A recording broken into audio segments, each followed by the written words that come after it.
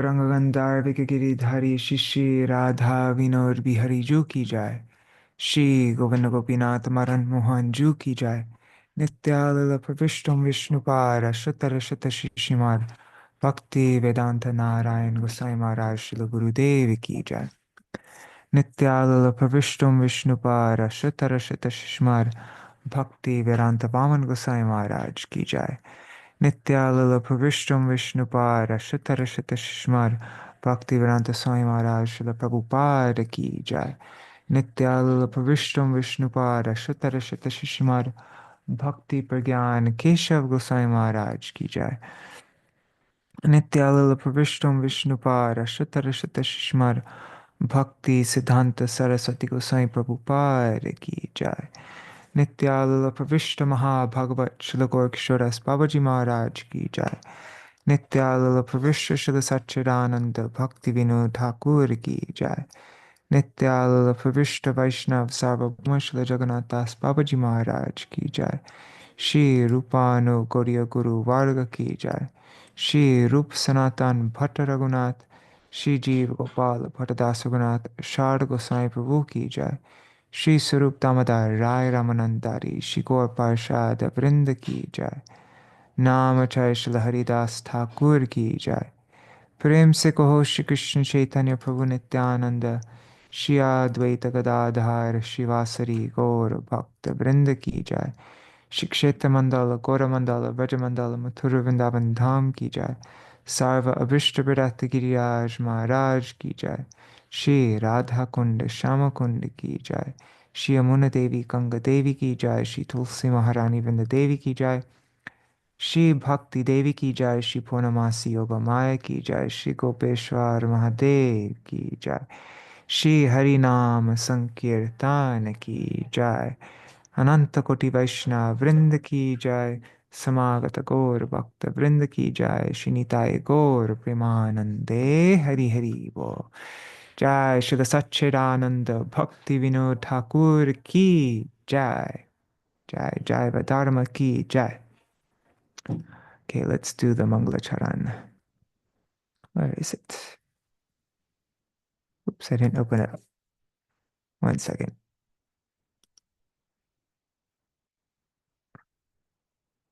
What the heck is going on? Sorry.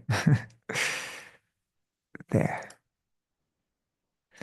Ajnanatimirandasya Jnananjana Shalakaya Chakshurunmilitam Yena Tasmai Shri Guruve Namaha.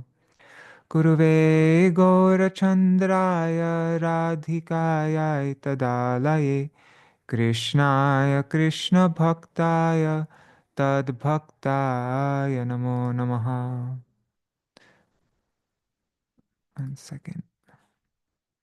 Shri Siddhanta Saraswati Tividito Gauriya Gurvan Vaye Bhato Bhanuriva Prabhata Gagane Yogora Sankirtanai Maya Varati Mingilo Daragatan Udritya Jiva Niman Krishna Prema Sudabdi Gahana Sukhang Pradat Prabhung Tang Bhaje Vande Bhakti Vinodang Shri Gaura Shakti Swarupakam Bhakti Shastragya Samrajam Radha Rasa Sudha Nidhim Namo Bhakti Vinodaya Satchidananda Namine Gaura Shakti Swarupaya Rupanuga Varayate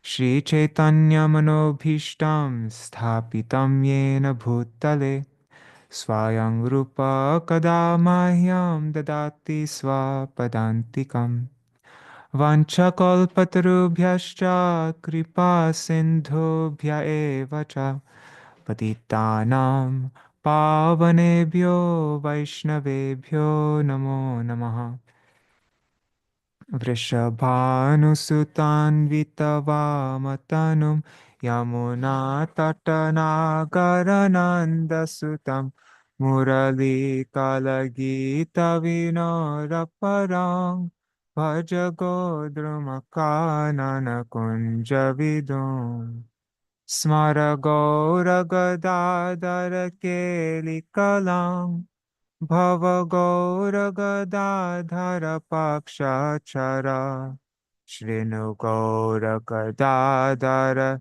Charukatam Bhaja Godrumakanana Kunjavidum Tavai Vasmi, Na Jivami Tvaya Vina, Iti Vigyaya Devi Tvam, Nayamang Charanantikam, Bhaktya Vihina Aparada Lakshai, Shiptashtakamaदितरङ्गमध्ये कृपामयि त्वां शरणं प्रपन्ना वृन्दे नमस्ते चरणारविन्दम् भज श्रीकृष्ण चैतन्य प्रभु Nityanand Shri Advaita Gadadhar शिवासरि गौरभक्तवृन्द Hare Krishna,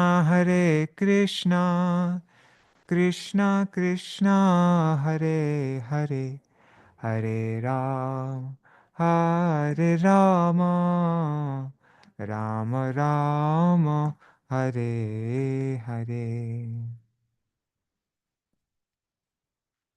Hare Krishna, Dandavat Pranams, Nri Hari Prabhu, Bhavatarani Mataji, Nitai Mukeshji, Anuradha Mataji, Prajumna Prabhu, Mantramurti Mataji, Hari Priya Didi, and I see there are maybe Indira Mataji is there, and I see a few other devotees watching on YouTube and Facebook. Dandavat Pranams, thank you so much for joining. So we are continuing on with our reading of Jaiva-dharma. We are today we'll be reading about Vaidhī-bhakti and Srila Raghunath Das Babaji. For the rest of the chapter, we will be reading. Vijay Kumar will be asking questions about the limbs of bhakti. So the 64 limbs of bhakti. So Raghunath Das Babaji Maharaj will explain in depth every single one of the 64 limbs of bhakti in Srila Rupa Goswami's Bhakti Rasamrita Sindhu. All right, but before we begin, let's go through the Daśa-mūla verse, the main introduction verse of Daśa-mūla, which I've been going over every single day for how many days now? I think it's been like 20 days. But I'm hoping that because we've been going over this every single day for so long, that everybody's starting to naturally memorize it. Okay, so Daśa-mūla Tattva. Haribol Gokuleshwari Didi. Okay, Daśa-mūla Tattva. So first line explains what our praman is. What is our praman? Our evidence, like what we use as evidence, is the words of the Vedas, the teachings of the Vedas that are received in a Sat Sampradaya, so the Guru Parampara. It's called Amnaya. Okay, so the words of the Vedas coming through the Guru Parampara is called Amnaya. That Amnaya, that praman, establishes for us the 9 following prameyas. Prameyas means that which is proven by the praman. So the first 3 prameyas are related to Sri Hari, how Sri Hari is the Parama-tattva, absolute truth, how he is the possessor of all potencies, Sarva Shaktim, how he is an ocean of ras. And the next 3 prameyas that this praman establishes is how the jivas are tad, bhinna. These next 3 are related to the jivas. So first explains how the jivas are tad, his, bhinna, separated, angsha, parts. Tad bhinang shanksh, chajivan. And those jivas are of 2 types. There are baddha jivas and there are mukta jivas. So they're conditioned souls and liberated souls. So the conditioned souls, the baddha jivas, are prakriti kavalitan. They are swallowed up by Maya. They're subject to the control and covering of Maya. And the mukta jivas are tad vimuktangs. They are free from Maya, or from Prakriti. The word Prakriti is used here, right? The material energy. Now, everything in existence, Sakalam, everything in existence is a Prakash, a manifestation that is Bheda, that is separate from Hari, and Abheda, non-different from Hari. It's different and non-different. Bheda Bheda Prakasham Sakalam Api Hare. So that's all these seven prameyas are on the topic of Sambandha Tattva, understanding our relationship. Then the next one, which is Abhideya Tattva, explains that our sadhan, our means to attain the sadhya, the goal, is Shuddha Bhakti. And what is that goal? What is that sadhya? Or the prayojan? Is Tat Pritim. That means Priti, love, for Tat, for he, for Shri Krishna. Krishna Prem. So, thus, in this way, Eviti Upadishati Janan. Shri Gaurachandra instructs Upadishati Janan, the people. That Gaurachandra, who is Swayam Bhagavan himself. Okay, so let's recite the verse now. Amnaya prahatatvam harimiha paramam sarvashakting rasabdhim tad bhinnangshangscha jivan prakriti kavalitan tad vimuktangscha bhavat Bheda Bheda Prakasha Sakalamapi Hare Sadhanang Shuddha Bhakting Sadhyang Tat Pritime Vetyupadishati Janan Gaurachandra Swayang Sa. Okay, so, and let's look at the verse for today. Today I'm not going to go through it. I'd like to be able to finish the chapter today, so I'm just going to jump right into it. But first, these are Tridandi Maharaj's questions for this chapter of Jaiva-dharma for the people. So he says, describe the three major divisions among the 64 angas of bhakti. So verses angas, the angas 1 to 10 of the 64 limbs of bhakti are the preliminary angas, and the first three being the primary. Then 11 to 20 are the prohibitions.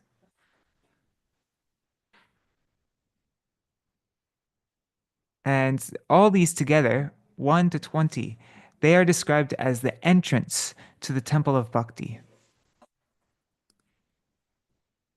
Then further, Babaji Mahashaya instructs, all these angas are to be followed with body, senses, and the inner faculty. That means the mind, heart, and soul in the worship of Krishna. Okay, so the first 10 are the preliminary angas, the first three being primary. Then 11 to 20 are the prohibitions, and all of these altogether, from 1 to 20, they're the entrance to the temple of bhakti. It's not even bhakti itself, it's just the entrance into the temple of bhakti. To explain, that's like Sharanagati Sharanagati isn't bhakti, it's the entrance to bhakti. So, same thing with this. And now Raghunath Das Babaji is going to explain in detail. He's going to explain how Sadhguru can be recognized, the two types of guru, under what circumstances should one give up one's guru, and then what else?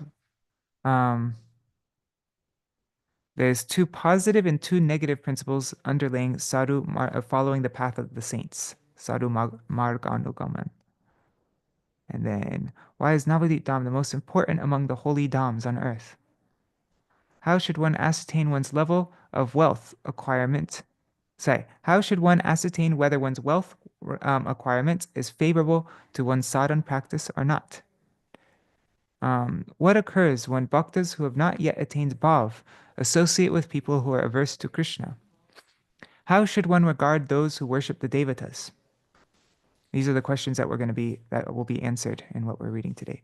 What are the most exalted among the 64 angas of bhakti?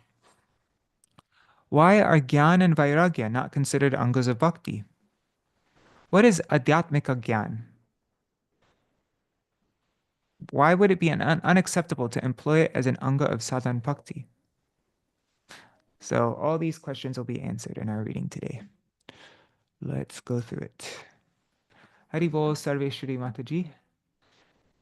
Haribol. And Kana Haladar, Hare Krishna. And Vidya Lala Sadidi. And and Bhanumati Didi. Haribol. Oh yes, Raghav Pandit Prabhu. Yes, I've been messaging her. We've been messaging back and forth just before I started. Thank you. All right. Oh yeah, that reminds me. Um, so yeah, yesterday I announced like I mentioned that we're trying to raise money for getting this grass cutter, and we got even more than we asked for, which is great because now we can feed our cows. Like we don't need to worry about um, feeding Mangala and our cows. So that's for a while. So that's yeah, I was really very grateful to everybody who contributed. I'm not going to mention names because some people like to remain anonymous, but yeah, really, really appreciate it. It's a big relief because it, this whole cow thing was our idea. And so it's fully on us to maintain the cows, like figure out everything for the cows. Like we can't really ask help from, well, we can only ask help from all the devotees, but it's we can't ask like the management or anything like that. It's all on us. So, but now it's yeah, everything's taken care of, so tension free. All right, I'm just looking at the chat really quick. Presumably, what does he say? Jaiva-dharma occurs in this timeline. Oh, did this happen in this timeline or in another kalpa? Prajuna was asking. I don't know. My guess is that in this time, like you know, this time period. But who knows? All right.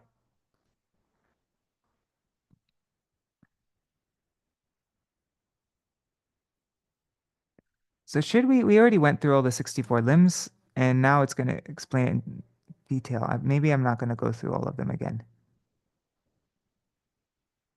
Let's just look at it briefly. Like I'm not going to read every single one, but okay, so remember the first 10 are the preliminary angas. So that's first, and the first three are primary. What are the first three? One, taking shelter of the lotus feet of Sri Guru, Guru Padashraya. Two, taking initiation and instructions from Sri Guru, Guru Diksha and Shiksha. Three, serving Sri Guru with faith. That's Vishwas Purvak Guru Seva. And then four, following the path outlined by sadhus, sadhu marg anugamana. Five, inquiring about Sadh-dharma or the procedures of bhajan. Six, renouncing all enjoyment of sense objects for Krishna's sake. Seven, residing in dhams such as Dwarka or near to holy rivers such as the Ganga and Yamuna. Eight, accepting only as much money and other facilities as are required to sustain one's life. 9. Respecting Akadashi, Janmashtami, and other days related to Hari. And 10. Offering respects to the Ashvata, Amalaki, and other sacred trees. Now, the next 10 are prohibitions. Abandoning all association of those averse to Krishna, not accepting unqualified people as disciples, renouncing pretentious endeavors, such as pompous festivals, etc., refraining from reading and reciting many books, and making novel interpretations of Shastra. 5. Avoiding miserly behavior and practical dealings. 16. Not being influenced by emotions such as lamentation. 17. Not disrespecting or blaspheming the devatas. 18. Not harassing any jiva. 19. Abandoning fully seva aparad and nam aparad. 20. Not tolerating blasphemy of Bhagavan and his bhaktas. You should understand these 20 angas to be the entrance to the temple of bhakti, and the first 3, taking shelter of the lotus feet of Sri Guru, taking diksha and shiksha from Guru, and serving him with faith, are the main activities. After this are the following. And then, all these: adopting the outward signs of a Vaishnav, wearing the syllables of Sri Hari Nam on one's body, accepting. We're going to go through all these in detail. So let's begin.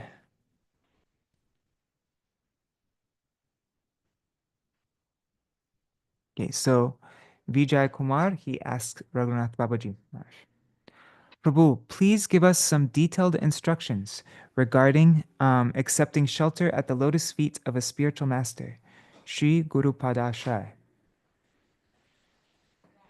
Babaji,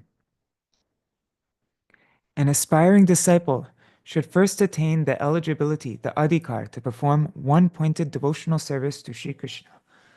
Sorry, that's Ananya Krishna Bhakti. He should learn the essential truths about Sri Krishna, Krishna Tattva, from a genuine guru by taking shelter at that guru's feet. The living entity only attains the qualification for Krishna Bhakti when he develops Shraddha. What is the qualification for Krishna Bhakti? Shraddha. This Shraddha is that firm faith that is awakened in relation to Sri Hari as a result of hearing Hari Katha from the lips of pure saints or sadhus. Association with saints is obtained by the influence of spiritual merits, of sukriti, accrued in previous births. Along with Shraddha, the mood of surrender, Sharanagati, will also appear to some extent. And we've heard Srila Jiva Goswami explains that Shraddha and Sharanagati are synonymous. They're the same thing. One's what's happening internally and the other's what's happening externally, but they both go together. So there's no Shraddha without Sharanagati, and there's no Sharanagati without Shraddha. Shraddha, firm faith, and Sharanagati, surrender, are almost the same principle, same tattva. To be able to, oops, I just noticed the text is really small for everybody probably. Let me make it bigger. Yes, so Shraddha and Sharanagati are almost the same principle. To be able to perform Krishna Bhakti is certainly the topmost attainment in this world. Therefore, the only person eligible for Ananya Bhakti, for one-pointed devotion, is he who has developed strong faith in these convictions. I will perform any activity favorable to Krishna Bhakti as my duty, and abandon any activity unfavorable to it. Krishna is my sole protector, and I accept him as my exclusive maintainer. I am extremely wretched and destitute, and my independent desire is not beneficial for me, whereas exclusively following Krishna's desire is beneficial for me in every way.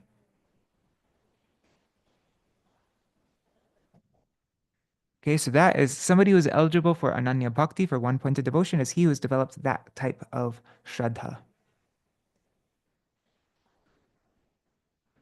When the jiva attains this qualification, he becomes anxious to hear instructions on bhakti. And upon finding Sadguru, a bona fide spiritual master, he accepts shelter at his lotus feet.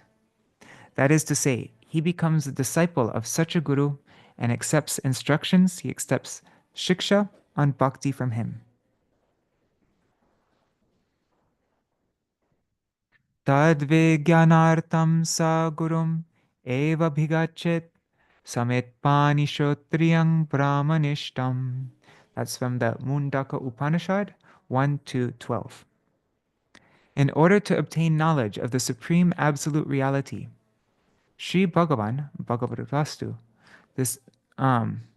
so in order to attain knowledge of that Supreme Absolute Reality, Sri Bhagavan, the sincere soul must approach a Sadguru carrying firewood for sacrifice in his hands. In other words, he must approach Sadguru with transcendental faith in his heart and surrender to him in every respect, with body, mind, and words, and with all humility at his command. The qualification of a bona fide guru is that he is shrotriyam, right there in the verse, shrotriyam. That means he is well versed in the Vedas and he is brahmanishtam. That means he has realized the absolute truth, Brahma Gyan, and is exclusively devoted to the service of Bhagavan.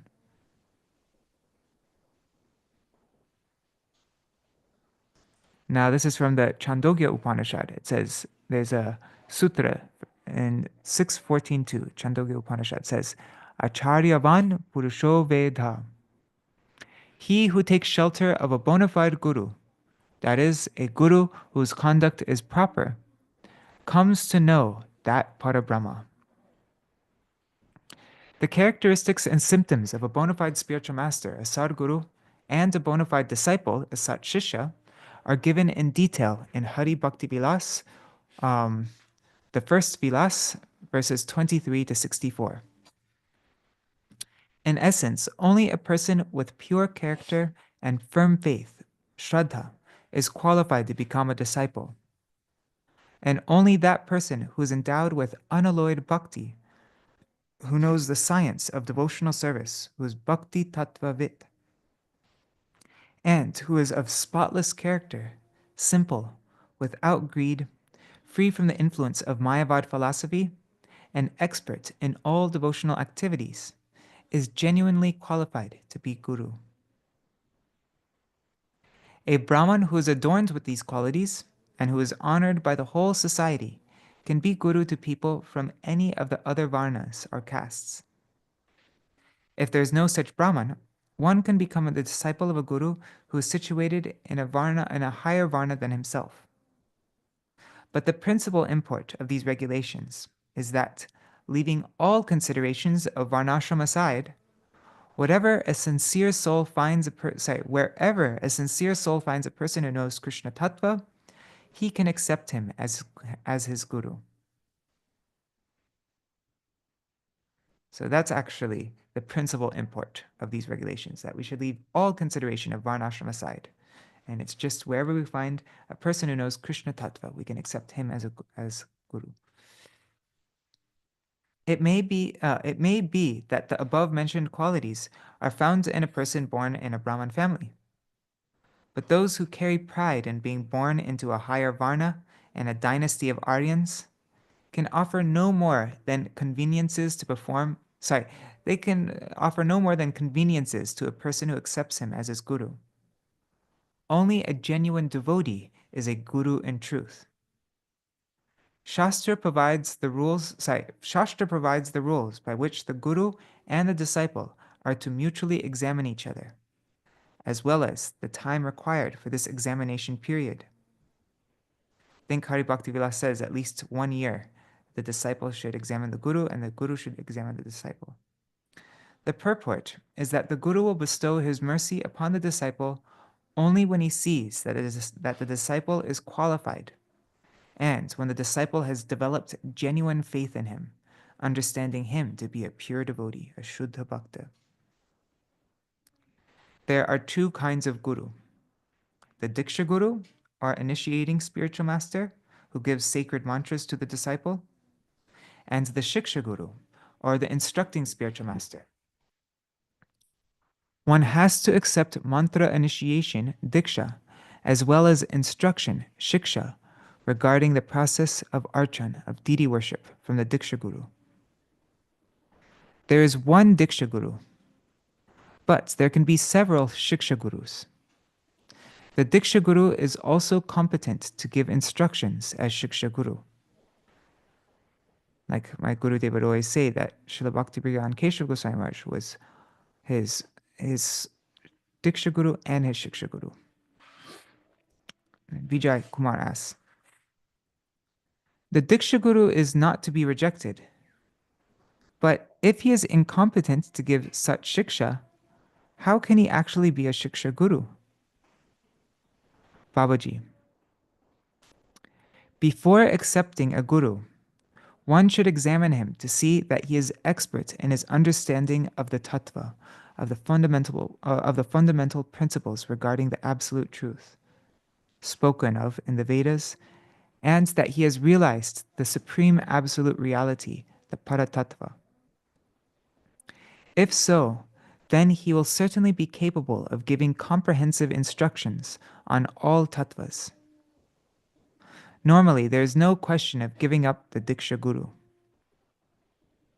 A guru should be abandoned, however, if either of these two circumstances prevail. 1. The disciple may have accepted the guru without having first examined the guru's knowledge of tattva, or whether or not the guru's qualities are befitting a Vaishnav, or without carefully observing the guru's other qualifications. Later, however, he may experience that the guru is unable to help him spiritually. One who is in this situation should give up that guru. Many passages in Shastra provide evidence of this. Yo vyaktir nyaya rahitam anyayena shrinotiya tav ubho narakam ghoram vrajata kalamakshayam. That's Hari Bhakti Vilas 162. Both he who poses as an acharya, but who performs an act of injustice, that is, who gives instructions that are opposed to the Sattvata Shastras, the scriptures that elucidate pure bhakti. Both he who poses as an acharya, but who performs an act of injustice, or in other words, who gives instructions that are opposed to the Sattvata Shastras, and the disciple who mistakenly listens to him, will reside in a terrible hell for an unlimited period of time. Gurur apyavaliptasya karya karyam ajanata utpatha pratipannasya parityago vidiyate.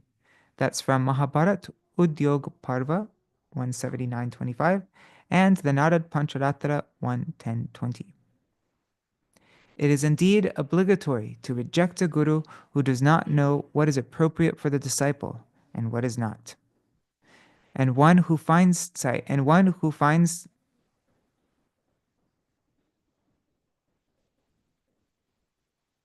sorry guys, I'm a little bit spacey right now.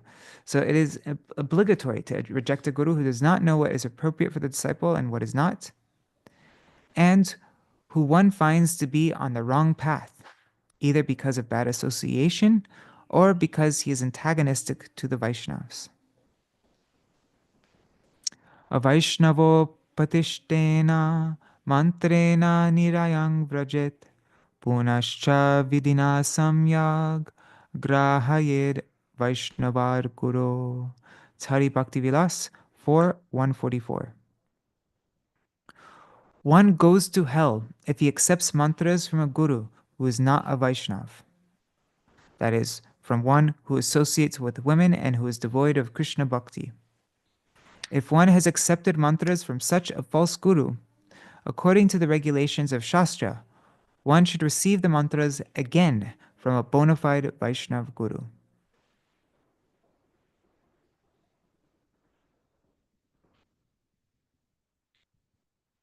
So what was that first one? I'm just saying the disciple.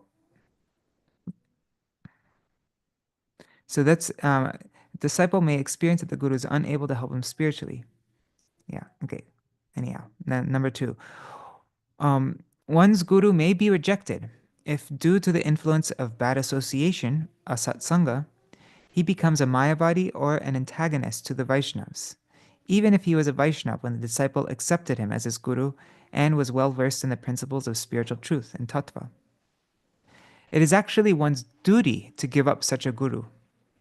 However, if one has accepted a guru who is neither a Mayavadi, antagonistic to the Vaishnavas, nor attached to sinful activities, it is inappropriate to reject him simply because his spiritual knowledge is meager. One should still respect him as guru, and with his permission, one should go to another exalted Vaishnav who is well versed in knowledge of spiritual truth and take shiksha from him, serving him with one's full capacity. Now, Vijay is asking about the second anga of the 64 angas of bhakti. He says, please tell us about accepting the Krishna mantra, Krishna Diksha, and also about Shiksha, or receiving instructions regarding bhajan and instructions regarding serving those mantras.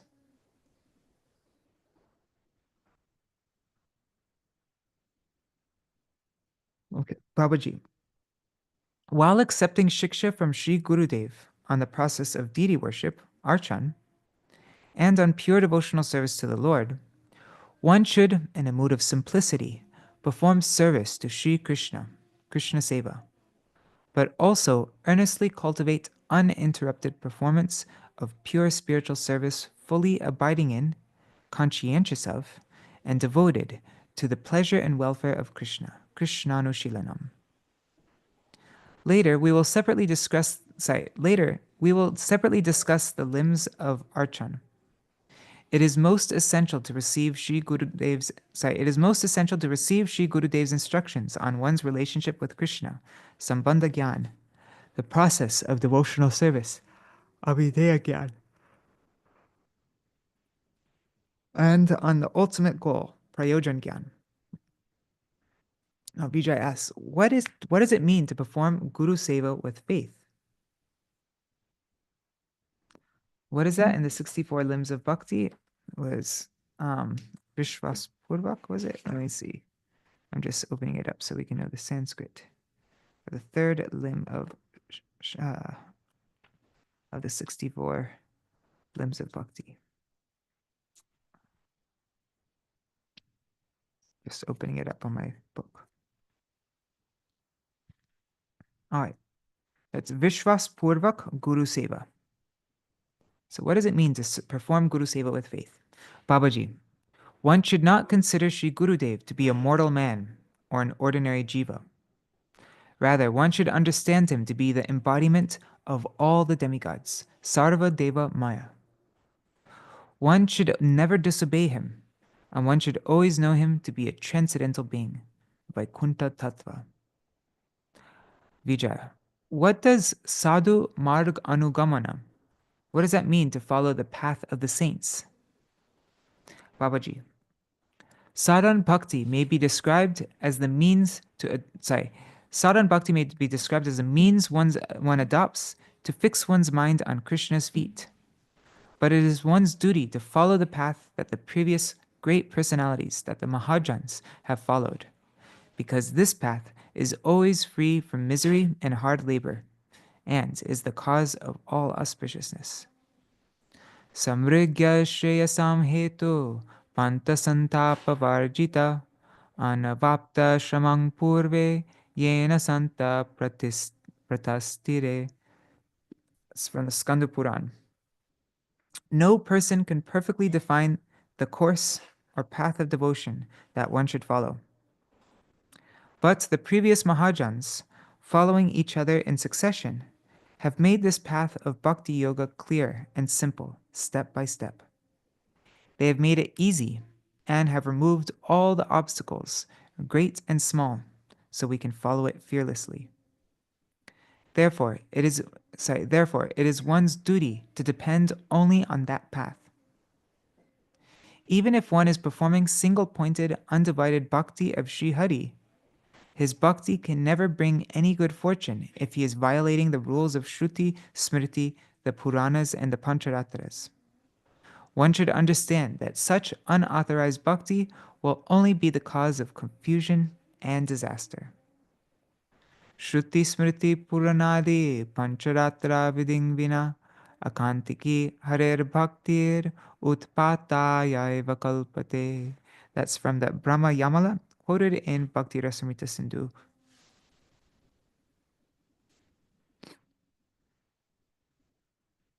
That doesn't give a translation though. Anyways, let's look at it. Let's look at the Sanskrit. So Shruti Smriti Puranadi Pancharatra Viding Vina. So with Vina means without the vidhi, without the regulations of Shruti, Smriti, Puranadi, the Pancharatra. So that's all our scriptures. So without that, without the regulations of those scriptures, then Aikantiki Harer Bhakti, then whatever exclusive bhakti that we direct towards Bhagavan will just create utpat. It will just create utpat, which means uh, utpat means like disturbance. Let's look up the word utpat. Utpat. Oops.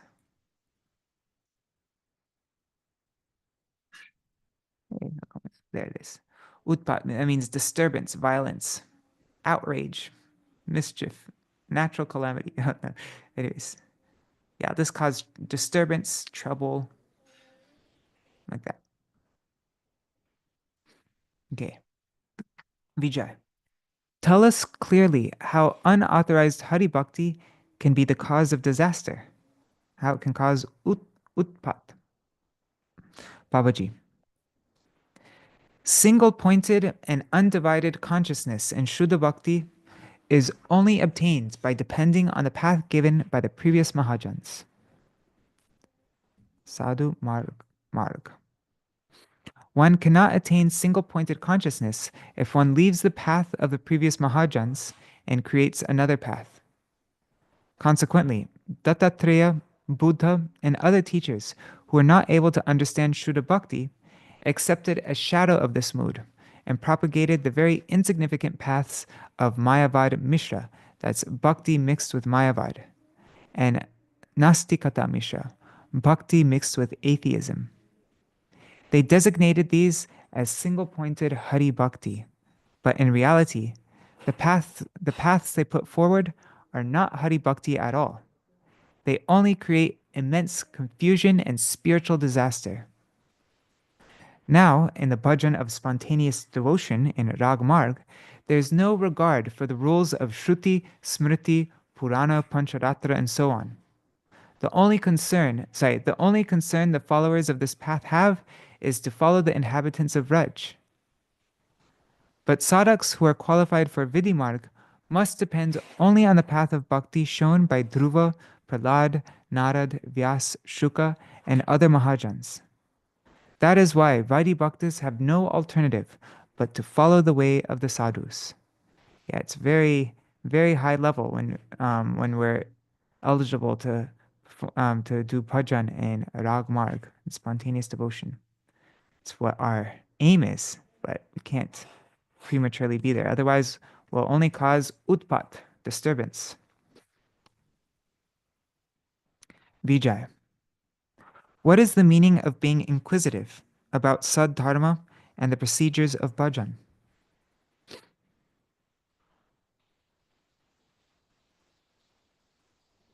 Yeah. Wait, that's number 5. Okay, it doesn't give the Sanskrit there. Anyways, so what is the meaning of being inquisitive about Sadh-dharma and the procedures of bhajan? Babaji, Sadh-dharma means real dharma, or the dharma of real sadhus, and one should inquire enthusiastically to understand it. Vijay, what does it mean to give up enjoyment for Krishna's sake? That's number 6. Babaji, material enjoyment, bhog, means enjoying happiness from the pleasure of eating and so on. That bhog, that enjoyment, is usually opposed to bhajan. So bhajan becomes easy when one gives up such enjoyment for the purpose of Krishna bhajan. A person who is attached to material enjoyment is like a person who drinks alcohol, for he's so much attached to the objects of his senses that he is unable to perform Shuddha Bhakti. Therefore, we should not enjoy material food. Rather, we should only honor and serve Bhagavat Prasad. One should protect the body that we use in service, and also give up all kinds of enjoyment on Janmashtami, Akadashi, Falguni Purnima, that's Gaur Purnima, Nrsimha Chaturdashi, and similar days.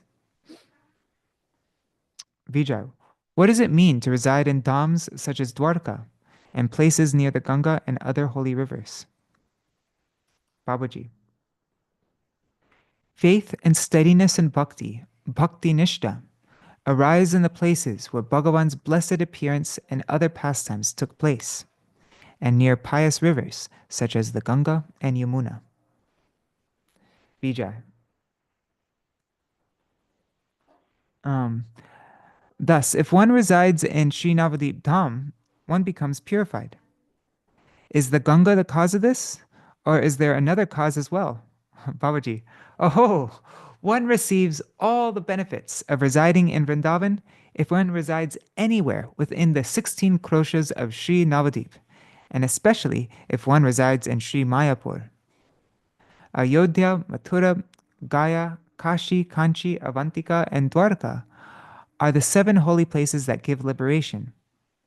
But among them, Sri Mayapur is the most important dham. The reason is that Sriman Mahaprabhu has caused his eternal abode Shvetadvip to descend here. 4 centuries after Sriman Mahaprabhu's appearance, this Shvetadvip will become the most important dham and above all other dhams on earth. By residing, wow. That's today. By residing in this dham, one becomes free from all kinds of offenses and attains Shuddha Bhakti. Sri Prabodhananda Saraswati has accepted this dham as non-different from Sri Vrindavan. In fact, in some places he has shown that it is even more glorious. Vijay. What does it mean to adopt appropriate means to sustain one's life for practicing bhakti? That's number 8.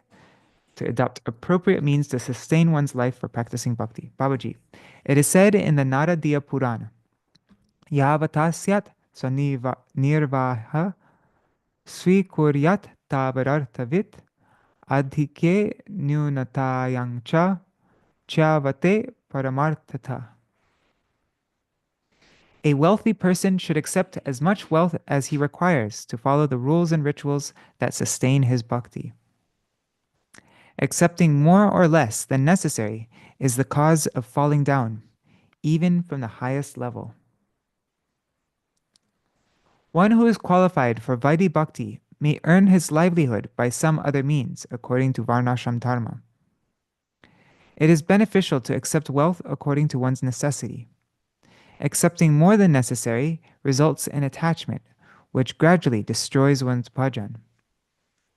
It is not beneficial either to accept less than necessary. It is not beneficial either to accept less than necessary, because the resultant scarcity will also weaken one's bhajan. Therefore, as long as one is not qualified for complete detachment, one is not fully nirapeksha, then one should accept wealth and so forth to maintain one's life and to follow Shuddha Bhakti. Vijay. How does one observe Harivasar? That's the 9th anga of the 64 limbs, to observe Harivasar. Babaji. The term Harivasar refers to pure or unbroken, that means Shuddha Akadashi. Mixed or Vidya Akadashi must be given up. In cases where Dwadashi is Mahadwadashi, Dwadashi should be observed instead of Akadashi. One should observe celibacy on the previous day and then spend the day of Harivasar fasting without taking water. One should stay awake the whole night, incessantly engaged in bhajan, and on the next day, one should observe celibacy and break the fast at the proper time. This is the proper observance of Harivasar. It is not possible to observe Nirjala fasting, that means fasting without drinking water, without giving up Mahaprasad. If one does not have the ability or strength to observe Harivasar properly, there is a provision for alternative arrangements, anukalpa. Okay, so anukalpa means alternative, right? I used to always think there's another word for it. We put it in the songbook. I forgot what it was. So it's like a concession or something like that. Anukalpa. Anyways, in the Bengali dictionary, it says substitute or secondary injunction, alternative.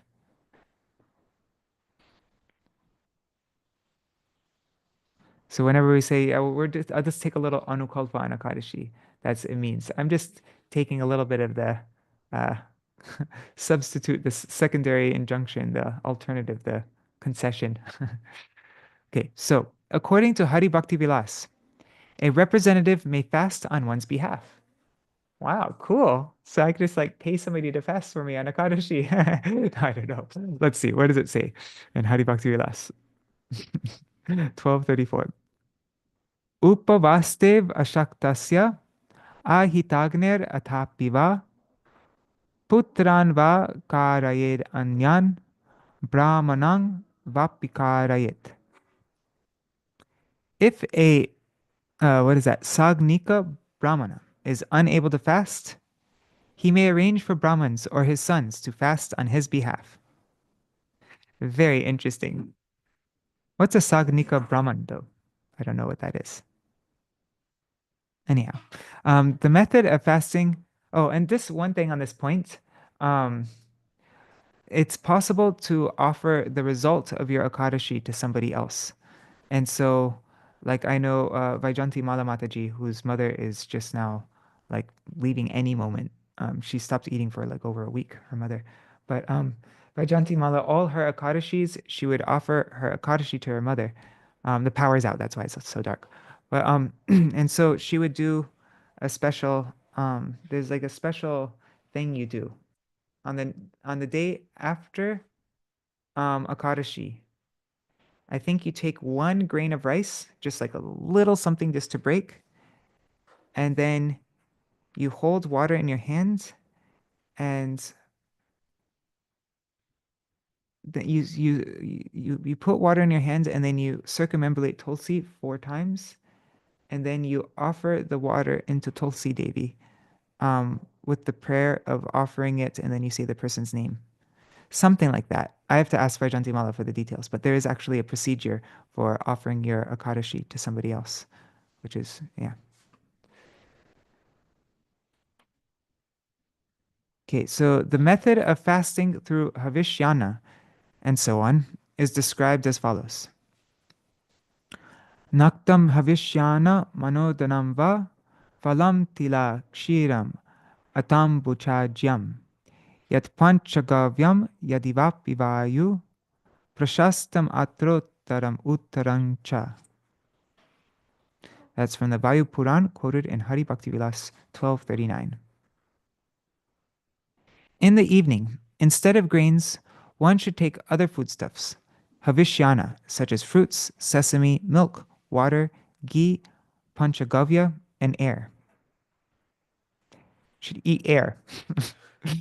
In this list, each item is better than the one before it. Okay, interesting. So, best thing is if you could just eat air. Next best thing is if you could just have panchagavya. So that's what's panchagavya is like. Cow dung, cow urine. Just have a big plate of cow dung. And drink a glass of cow urine. And then also what else is like yogurt, milk, and ghee. And then if you can't do panchagavya, then okay, just eat a big drink a cup of ghee. If you can't do that, okay, then just drink water. If you can't do that, okay, then just drink milk. Then sesame. Sesame in the mat though, they don't take sesame on Akadashi. Anyhow. And then fruits. All right. So now, according to Mahabharat, we'll finish with this. I see it's almost 8 o'clock. So according to Mahabharat, Udyoga Parva, Ashtaitanya Vratagnani Apo Mulam Palampaya Havir Brahmana Kamyacha Gurur Vachanam Aushadam. The following 8 items do not destroy one's vow. That is water, roots, fruits, milk, ghee, the desire of a Brahman, the words of the Guru, and herbs and medicines. So you can take a medicine on Akadashi and it doesn't break. But I think it's also like if you don't need the medicine, then it's better not to take the medicine. If you need the medicine, like you really need it, then you should take it. Yeah. And I think that's why in many temples they don't take pumpkin on Akadashi because it's not a root or a fruit. And Yeah.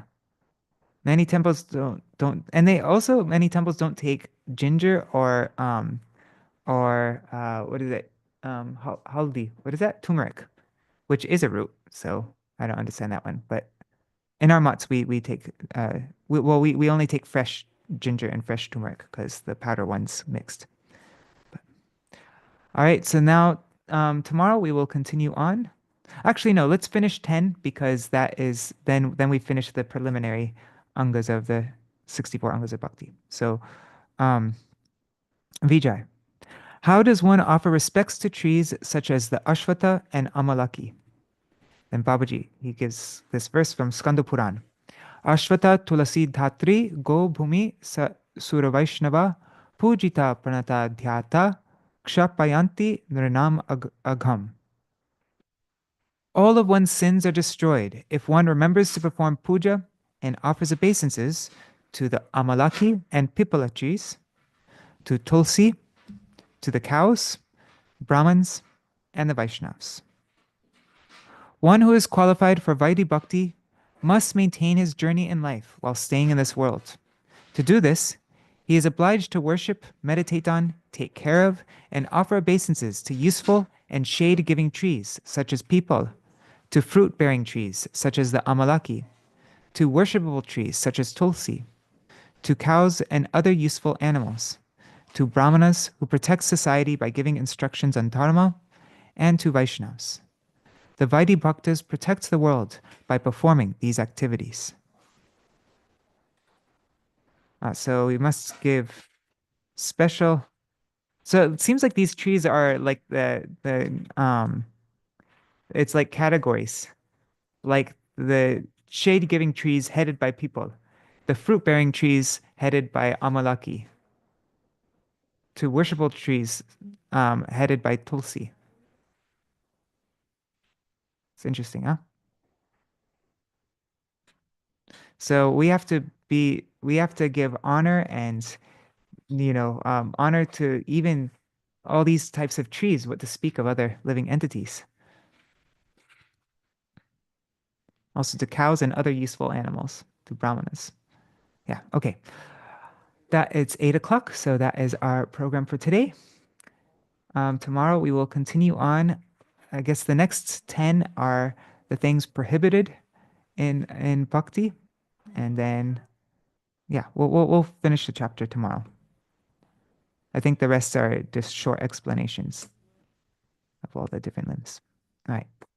Hare Krishna, Hare Krishna, Krishna Krishna, Hare Hare, Hare Rama, Hare Rama, Rama Rama, Hare Hare, Hare Krishna, Hare Krishna, Krishna Krishna, Hare Hare, Hare Rama, Hare Rama, Rama Rama, Hare Hare, Hare Krishna, Hare Krishna, Krishna Krishna, Hare Hare, Hare Rama, Hare Rama, Rama Rama, Hare Hare, Hari Bol.